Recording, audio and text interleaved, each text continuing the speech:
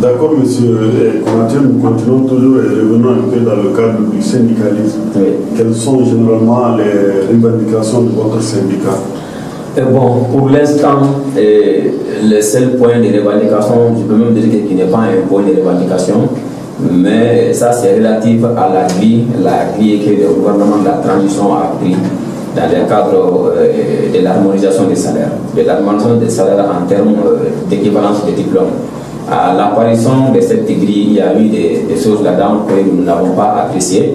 Donc, l'esprit de l'ordonnance était d'aller vers l'harmonisation des salaires en termes de traitement des salaires de base. Cela voudrait dire qu'à diplôme égal, traitement des salaires de base égal. Mais ce principe n'a pas été respecté dans la nouvelle grille. Nous avons rapproché les autorités de la transition ensemble.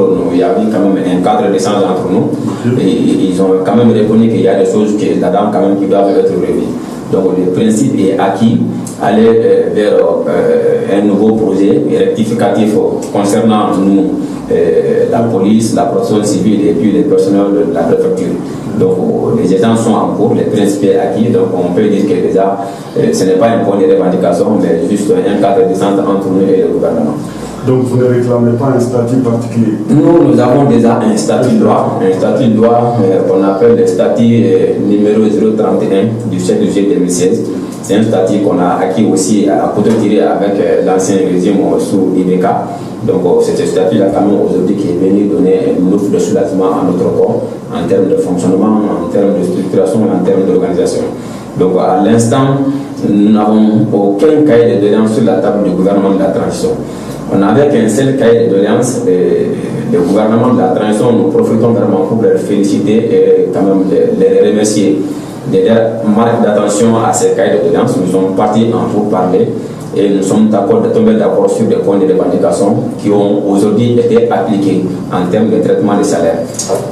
C'est le seul gouvernement, on peut dire que depuis la création de ces corps, qui a attiré, qui a accordé beaucoup d'importance à ces corps-là. Il vient de nous donner des primes et des indemnités que nous n'avons jamais reçues, même avec les différents régimes passés.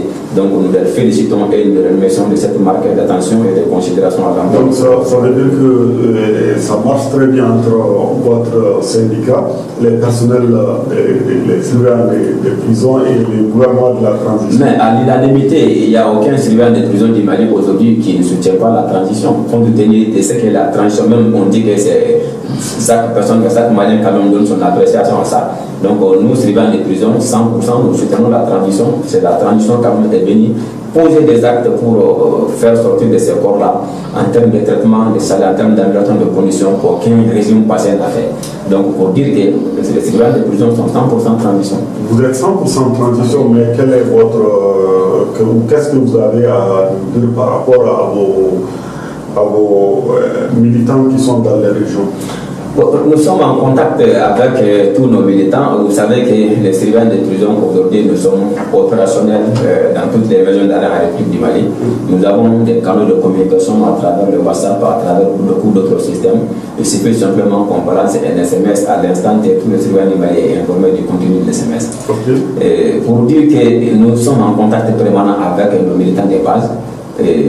Pour être un syndicat fort, un syndicat bien implanté, il faut avoir des points focaux. Pour dire qu'il n'y a pas une prison aujourd'hui en République du Mali si on n'a pas un point focal. Nos comités régionaux existent, nos comités de base sont là. Donc nous sommes en contact permanent avec eux et à leur tour aussi, ils informent tous les militants de tout ce qui concerne quand même la vie du syndicat. Ok. Monsieur Konaté, est-ce que vous pouvez nous donner des chiffres par rapport au nombre de prisons existantes au Mali? Bon, aujourd'hui, nous sommes à 60 maisons d'arrêt en République du Mali. Il n'y avait que 59, mais avec la nouvelle construction, la construction de la nouvelle maison d'arrêt de Kenyoroba, dont le gouvernement aura quand même procédé à la réception officielle, et les travaux sont presque finis. Donc il y a aussi parmi les 60 prisons, vous savez, les prisons sont classifiées en termes de catégories. Il n'y a qu'une seule maison centrale d'arrêt qui est la maison centrale d'arrêt de Bamako. C'est la plus grande maison centrale d'arrêt en République du Mali après Kenyoroba, comme Kenyoroba est toujours en chantier, n'est pas encore fini.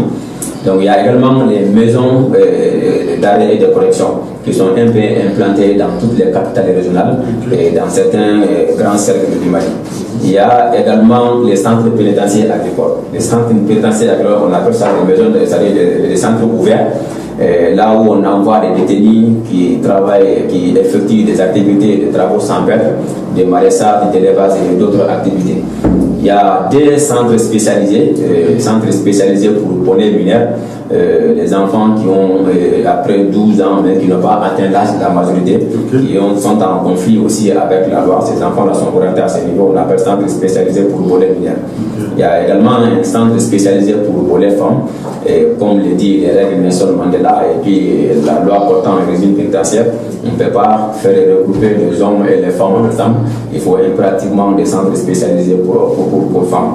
Donc pour l'instant, nous n'avons qu'un seul centre qui a appelé ici et qui abrite pratiquement toutes les femmes qui sont en conflit avec la loi dans les gérants de Bamako et les alentours. Monsieur Konaté, nous continuons toujours avec les questions. Depuis un certain temps, nous constatons qu'il y a une vidéo qui est en train de faire les tours des réseaux sociaux où vous lancez des mots très durs à l'endroit des autorités. Qu'en est-il réellement de cette vidéo? Bon, moi, j'ai quand même été appelé par beaucoup de mes sympathisants, de mes militants, me demandant, il y a une vidéo qui circule. Bon, c'est une vidéo qui a été actualisée par des personnes qui ont des citations inavouées. Je profite sur votre plateau quand même de les inviter à arrêter des choses comme ça. Cette vidéo date il y a plus d'une année. Il y a plus d'une année depuis au début de la transition. Nous étions en réalité à un moment donné à couteau tiré. Avec la transition ou avec les autorités? Non, pas avec cette équipe de la transition. C'est fait depuis qu'il y avait le vice-président. Donc en son temps, on avait cessé à avoir le vice-président pour échanger avec lui et pour qu'il puisse quand même être imprégné des difficultés auxquelles nous nous sommes confrontés. En son temps, ça n'a pas été difficile, ça n'a pas été, disons, facile. Donc la manière dont nous avons été reçus, ça ne nous a pas plu. C'est voilà pourquoi on a fait quand même des sorties médiatiques en son temps. C'est juste après que les choses ont changé, le gouvernement Ouane est parti, Bandao est parti, et le colonel Assimi Goïta a pris la relève. Donc dès qu'il a pris la relève, en réalité, il a quand même attiré beaucoup d'attention à notre cri de guerre. À son arrivée, il a nommé le Premier ministre Sogel Kokalamaya comme Premier ministre. Donc lui, il nous a reçus même chez lui. On a beaucoup échangé et les négociations ont même été closes au niveau de la primature. Donc pour dire que c'est le gouvernement de la transition dirigé par Sogel Kokalamaya et le président de la transition, le colonel Assimi Goïta, l'ensemble des surveillants de prison à travers ma voix, les félicite et les remercie de tout ce qu'ils ont.